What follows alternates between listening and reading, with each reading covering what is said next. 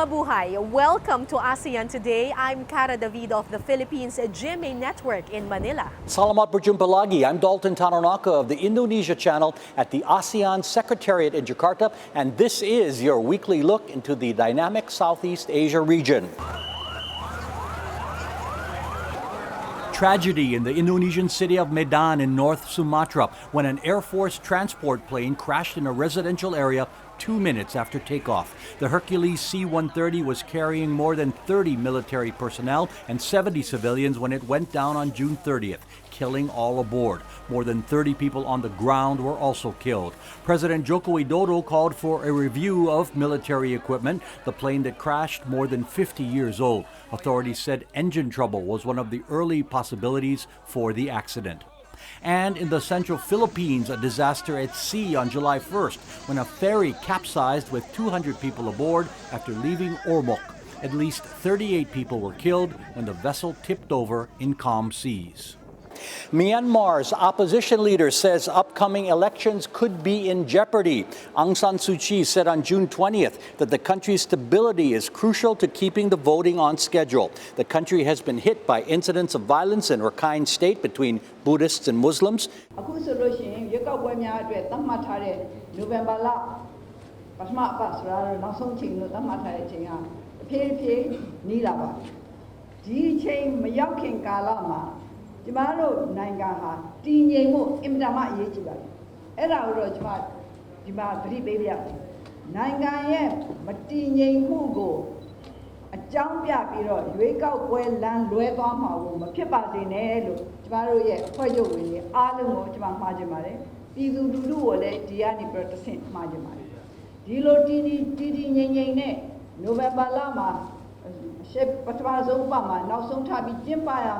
Current law bars Suu Kyi from running for president because of her marriage to a foreigner and because she has 2 sons who hold foreign passports. A parliament vote on June 25th kept that law in place.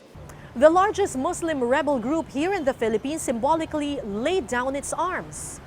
The event on June 16 was led by President Benigno Aquino and Alhaj Murad Ibrahim, the leader of the Moro Islamic Liberation Front. 75 assault weapons were handed over near a southern rebel stronghold. This was done to reinforce a peace deal stalled by public outcry over the recent killings of dozens of anti-terror police commandos. A major political figure in Cambodia leaves behind a legacy of leadership. Chia Sim died at the age of 82 on June 8th. He had been in ill health for many years and in the hospital for months. His funeral in Phnom Penh was attended by government leaders and members of the royal family. Sim was a key figure after the fall of the Khmer Rouge regime and an ally of Prime Minister Hun Sen. He was president of the ruling Cambodian People's Party since it was formed in 1991 and president of the Senate since 1999. MERS reached Southeast Asia, but the lone patient is now virus-free. Thailand confirmed its first case of the Middle East respiratory syndrome virus on June 18th. A 75-year-old man who visited Oman was quarantined at a government infectious diseases facility. He was declared free of the virus on June 29th. MERS has killed 24 people and sickened more than 160 in the past month in South Korea. This is the biggest outbreak outside the Middle East region, where it was first diagnosed 3 years ago. Vietnam has expanded its visa waiver program to boost tourism. Visitors from Belarus will now be allowed to enter and stay in the country for up to 15 days without visas. The policy will be in effect for 5 years. Vietnam already exempts citizens from 16 countries, including ASEAN neighbors. The Tourism Ministry has proposed to add 9 more countries to its waiver scheme list, including India and Australia. Cara, Indonesia is doing the same thing to boost its international visitors. President Joko Widodo approved new rules on June 9th that increased the number of visa-free countries to 45 from the previous 15. Visitors can enter Indonesia and stay here for a maximum 30 days. The list includes citizens of the United States, South Korea, Japan, and Russia. The move expected to boost the annual number of tourist arrivals by 15%. Thousands across the ASEAN region took part in relaxing events, marking the first International Day of Yoga on June 21st. In Malaysia, 1,500 people stretched at the 1,000 Smiles event held in the capital Kuala Lumpur. It was organized by the Malaysia chapter of the International Association for Human Values. And in Thailand, practitioners joined in a mass yoga event hosted by the Indian Embassy. This International Day of Yoga was approved by the United Nations General Assembly in December. More than 200 million people in Southeast Asia began observing Islam's holy month in mid-June. Muslims in the region must fast and refrain from smoking and having sex during daylight hours. This practice of self-denial is one of the 5 pillars of the religion and represents a spiritual test for the 1.6 billion people worldwide who follow Islam. The end of Ramadan is marked by Eid al-Fitr on July 17th. This is when Muslims return to their home villages to spend the holiday with their families. Butterflies are free in a unique business in Cambodia, but Southeast Asia's largest butterfly exhibit also pays local farmers, as ASEAN Today's Prisma Kinanti reports. Cambodia's Bantai Sri Butterfly Center is a paradise for butterfly lovers. Located 25 kilometers north of Siem Reap, the interactive exhibit consists of a large netted enclosure with thousands of free-flying butterflies, most of which are native to the country. Established in 2009 by 2 British butterfly enthusiasts, the center contains over 30 butterfly species. Many stand out not only for their color and size, but also their fascinating life cycles.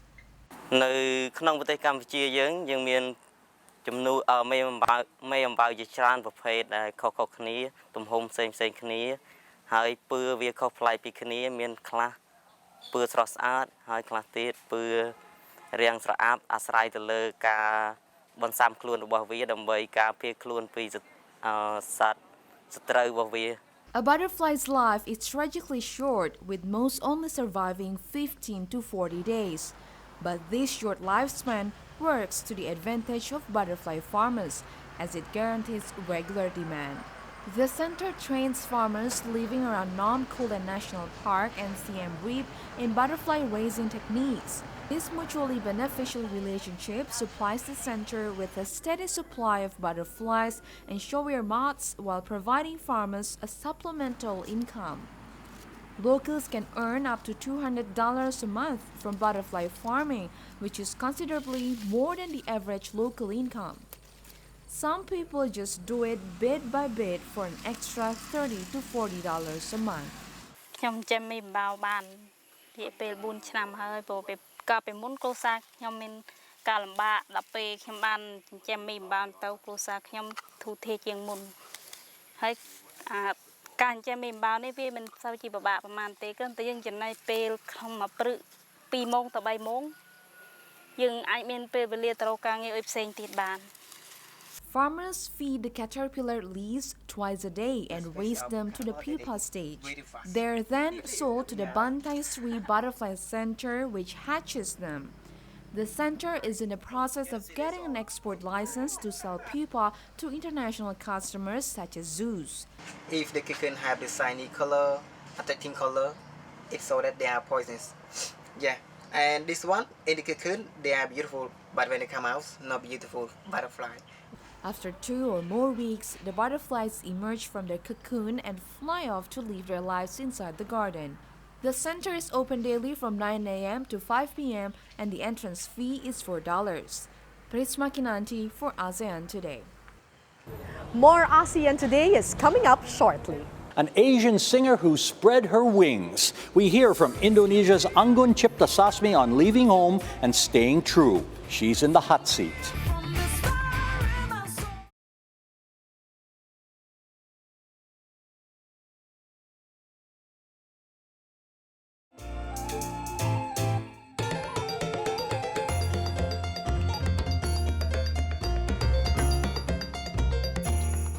You're watching ASEAN Today. I'm Cara David in Manila. And I'm Dalton Tanonaka in Jakarta. She comes home regularly but calls France home. Rock singer Anggun Cipta Sasmi is one of the few Indonesians working the global stage and is about to release her latest album. She talked with ASEAN Today's Luisa Kusnandar about what inspires her at this point in her career.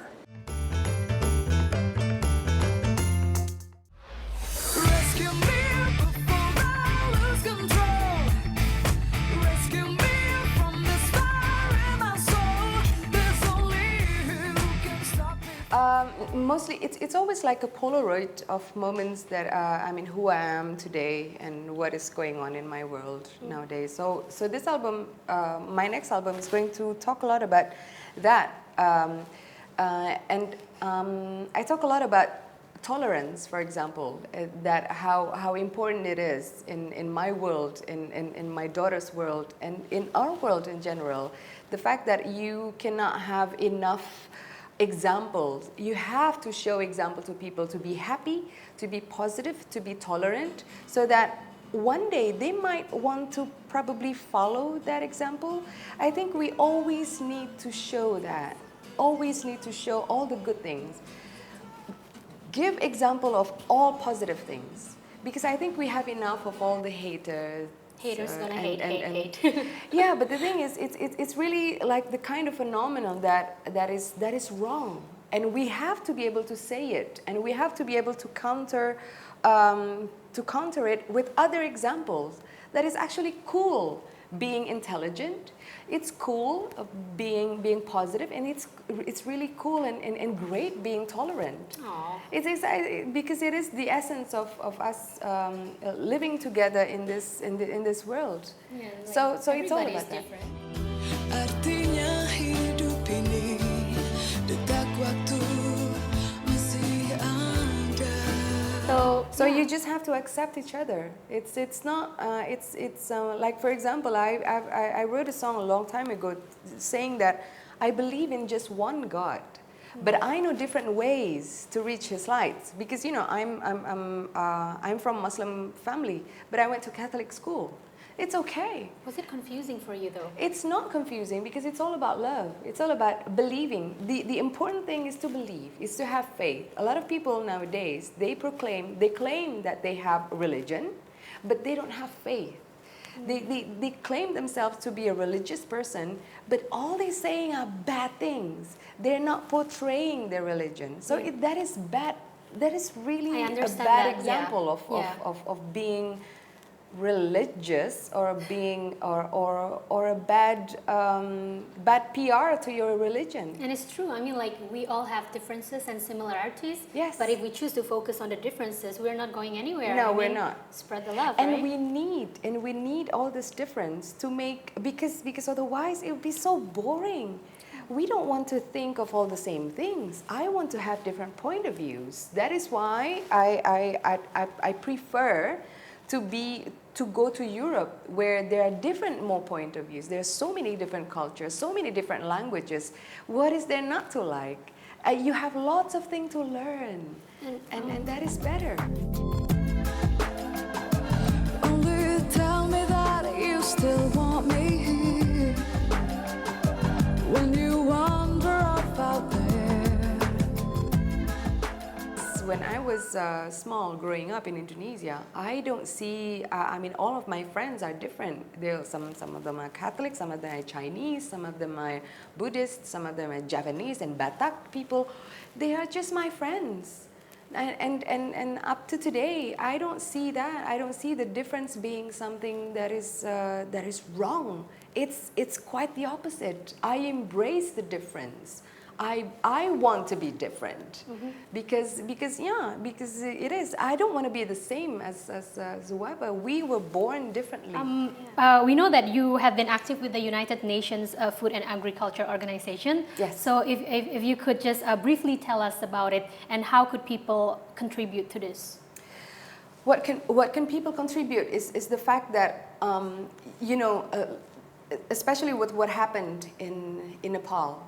There are more and more, for disasters like that. You can always donate.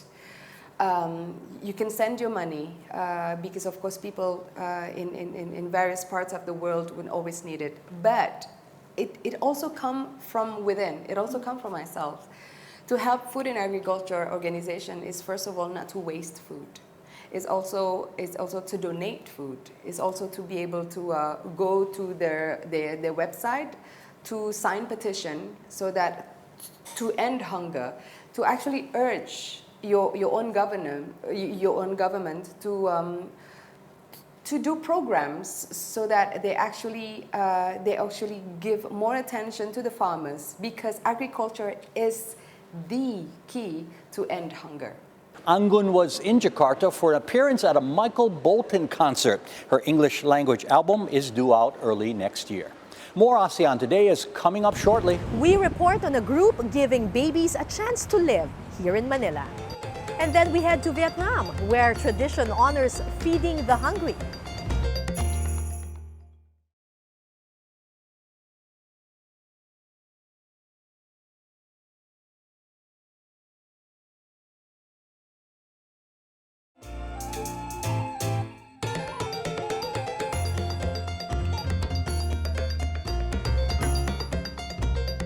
This is ASEAN Today. And we are coming to you this month from Jakarta and Manila. A British non-profit group is supporting Manila's goal to reduce child mortality rates among the poor. ASEAN Today's Raisa Chintami reports on why families need help. Manila's slums are tough places for a mother to raise a family, but with improvements in the city's health services, they've become much safer places for young women to have children. During the 1990s, as many as 1 in 12 of Manila's poor children died from preventable causes without access to basic health care. Now the number has been reduced to 1 in 26 children because of health centers. Kanila talagang yung pinakang sa gamot, nandito sa health center yon. Yung ating mga bakuna. Sa buntis naman, dito lang nila nalalaman na sila pala ay may mga komplikasyon na. Magiging mapanganib sa kanilang kalusugan yun. Napakalaking panganib kung wala talaga ang center. The health centers are funded by the local government and supported by Save the Children, a British non-governmental organization that helps train community health volunteers. Kung hindi po ako natulungan ng kabalikat ko, siguro po umiiyak po ako papunta po doon na kinakabahan. Baka po hindi po safety yung anak ko na mailabas kasi po talagang nanginginig po ako sa takot noon eh. Kaya palaking pasasalamat ko po nandiyan na may kabalikat po ako. Save the Children began its project in the Philippines in 1982. They urged the government to improve healthcare services and facilities to ensure safe delivery and care of newborns. Although child mortality rates went down, maternal mortality rates remain high. 1 in 3 women are still giving birth at home with no trained birth attendant but plenty of attendant risks. As a result, Save the Children is encouraging women to give birth at health facilities. Women can die, whether they have complications during pregnancy. They won't know if they have a complication or if they're normal. So I think the health center provide that kind of services in terms of monitoring the women. While Manila now offers its poorest citizens better healthcare facilities, many families simply can't afford to use them. More government funds need to be allocated for reproductive health services along with more informed use of contraception. Raisa Chintami for ASEAN Today. Here are several events on the ASEAN calendar. The RAINFOREST World Music Festival will be held on August 7th to the 9th at Malaysia's Sarawak Cultural Village in Kuching. The 14th King's Cup Elephant Polo Festival opens in Hua Hin, Thailand on August 27th. And U.S. pop star ARIANA Grande will be live at the Mall of Asia Arena in the Philippines on August 23rd. An annual festival in Vietnam honors feeding the hungry, but its traditions are under fire from activists, as ASEAN Today's Robalyn Purba tells us.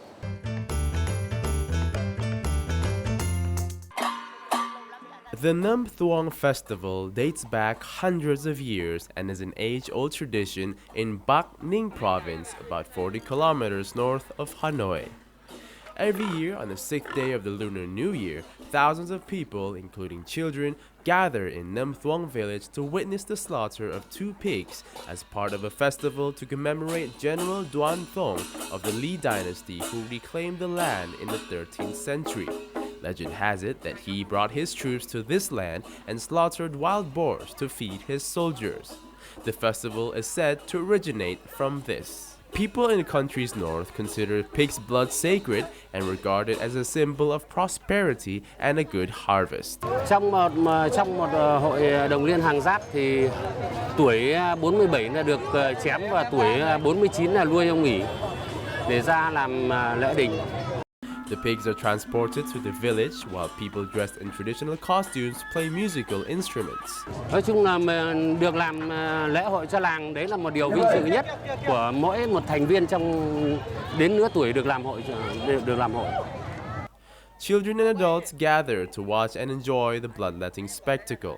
Every year, thousands of people from Nam Thuong and nearby villages gather to smear the blood of the pigs on their banknotes in the belief that it will bring luck in the new year.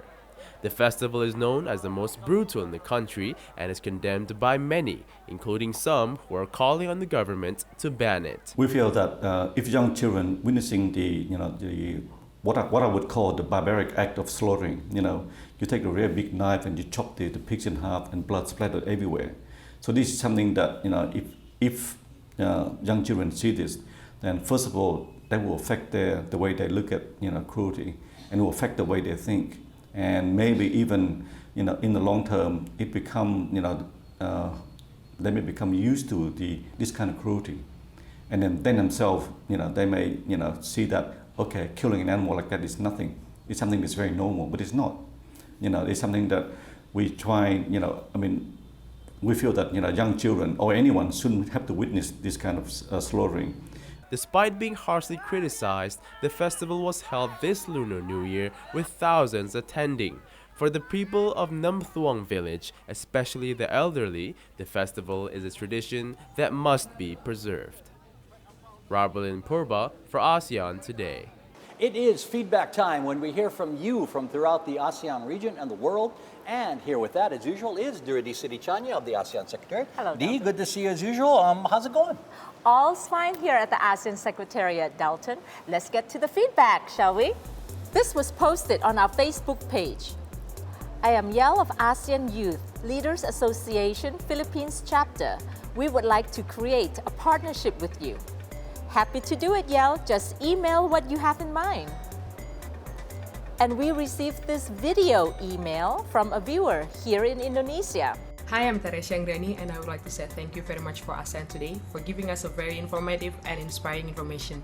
I'm waiting for the upcoming news. Very nice, Teresia. We hope we deliver what you want. Let us know what you're thinking or what you want to see on the program. Email us at ASEANTodayTV@gmail.com. Post something on our Facebook page or tweet us at ASEAN Today TV. And that's all we have this week, Dalton. All right, Dee, thank you very much. Cara? Dalton and Dee, she beat out competitors from the Philippines and Singapore and now gets to walk the global runway. Indonesia's Ayu Gani was named the winner of the reality TV show Asia's Next Top Model on June 17th. Judges said the catwalk confidence of the 23-year-old woman won them over. Other finalists were Marlene Monica Santamaria from the Philippines and Amy Rose Cheng Bradshaw from Singapore. Gani now heads to Europe for a contract with London Storm Model Management. She also won a new car. Nice.